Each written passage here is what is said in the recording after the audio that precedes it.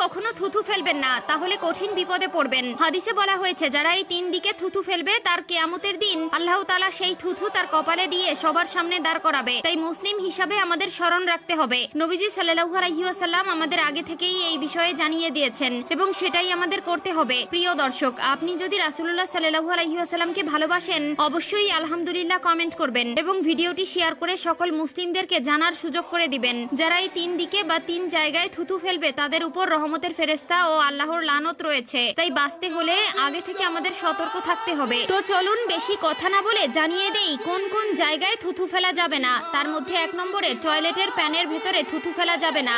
আমরা যে মুখ দিয়ে খাবার খাই আবার যেইখানে মলত্যাগ করি সেখানে সেই মুখের বস্তু ফেলা যাবে না। এখনকার দিনে অ্যাটাচড বাথরুম বেশি রয়েছে, যেখানে আমরা গোসল করি, অজু করি এবং টয়লেটে মলত্যাগ করি, সেখানে থুথু ফেলা উচিত নয়। বিশেষ করে টয়লেটের একদম মধ্যে থুথু ফেলা থেকে বিরত থাকতে হবে। এটা হলো আদবের খেলাপ। অবশ্যই আমরা প্রত্যেকটি জায়গায় রাসূলুল্লাহ সাল্লাল্লাহু আলাইহি ওয়াসাল্লামের সুন্নত মানার চেষ্টা করব।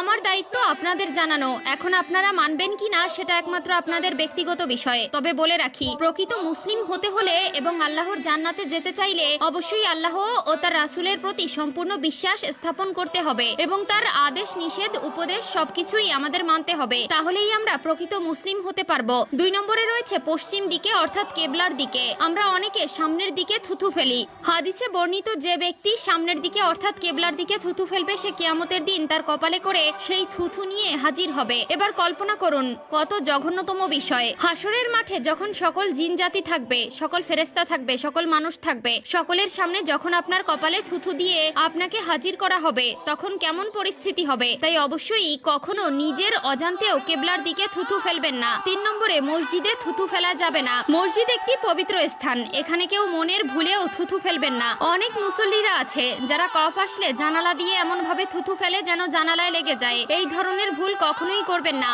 রাসূলুল্লাহ সাল্লাল্লাহু আলাইহি ওয়াসাল্লাম নিষেধ করেছেন। এই ধরনের লোক আমাদের সমাজে অভাব নেই। মসজিদ হলো আল্লাহর ঘর, সেটা পরিষ্কার পরিচ্ছন্ন রাখা আমাদের দায়িত্ব।